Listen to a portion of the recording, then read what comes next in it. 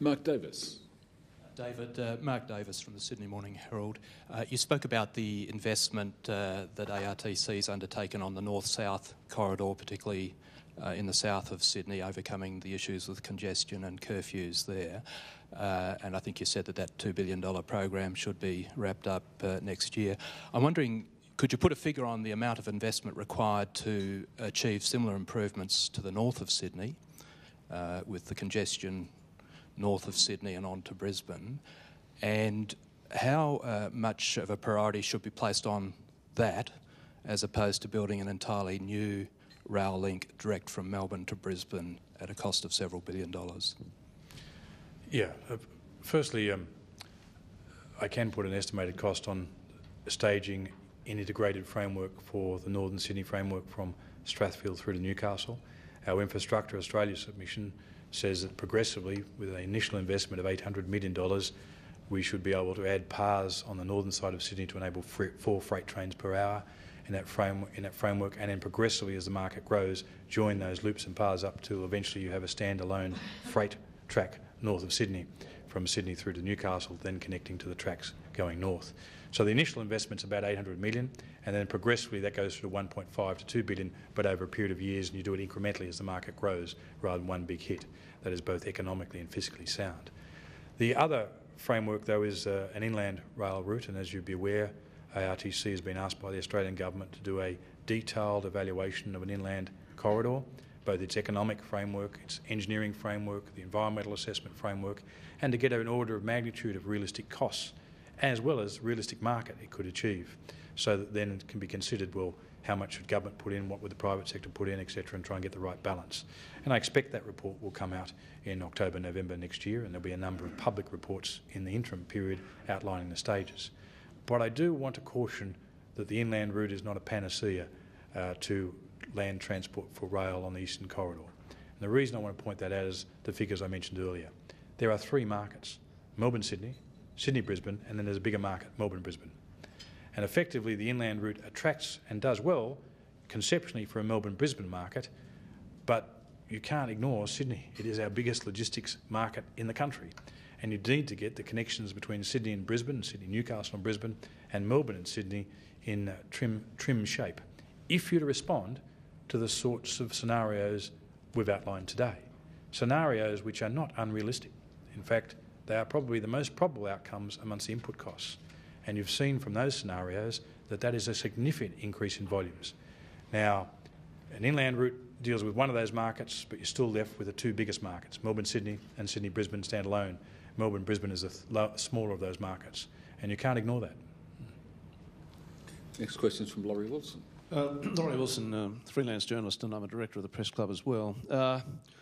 You just mentioned the inland route as one of the infrastructure options. You also talked about the order of magnitude of the investment required in terms of, I think you said the most logical, the preferred option or scenario that you've outlined.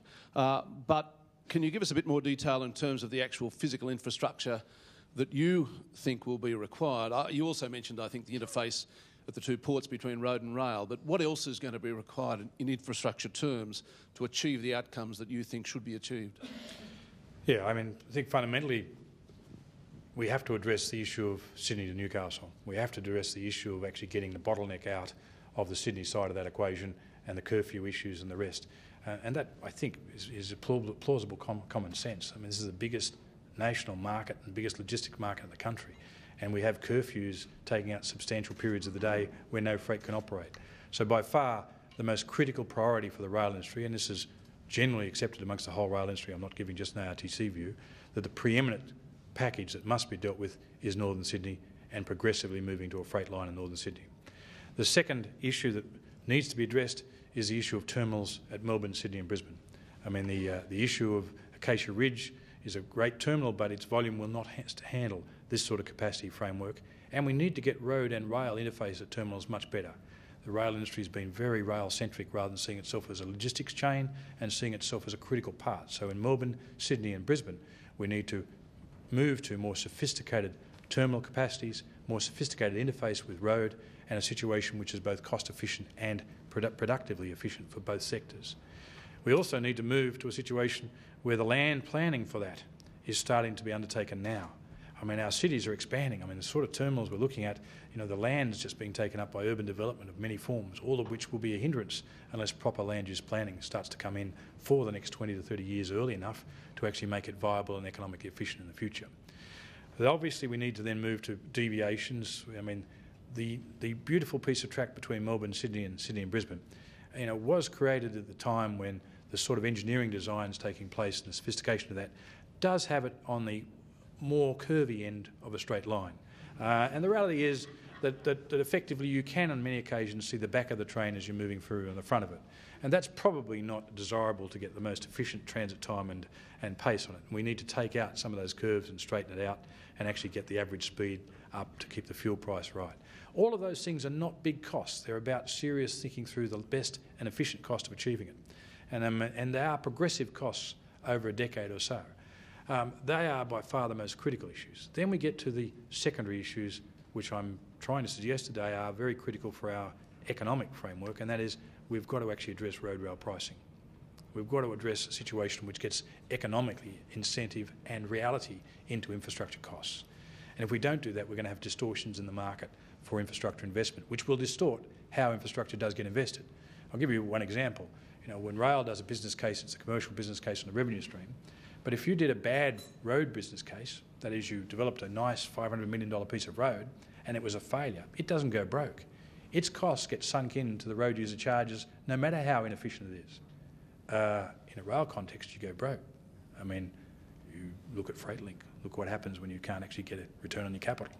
That is not the equation when you get some massive road decisions around that logistics market. We do need to get the pricing signals right. Even if we subsidise them, we need to get the economic price signals right if we're going to have rational decisions in the future.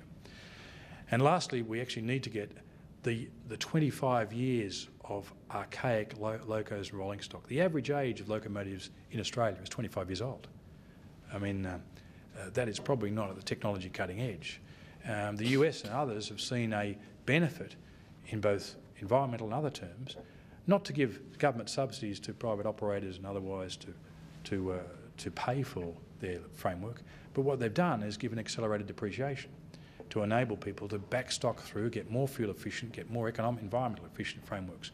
We need to look at what incentives we need to put in place, such as in accelerated depreciation issues, the rest, to actually get a cleansing through of the rolling stock, because not only do we get rid of aged fuel inefficient rolling stock, still more fuel efficient than road, but we also get the greater benefits of greater, more productive greenhouse outcomes, etc.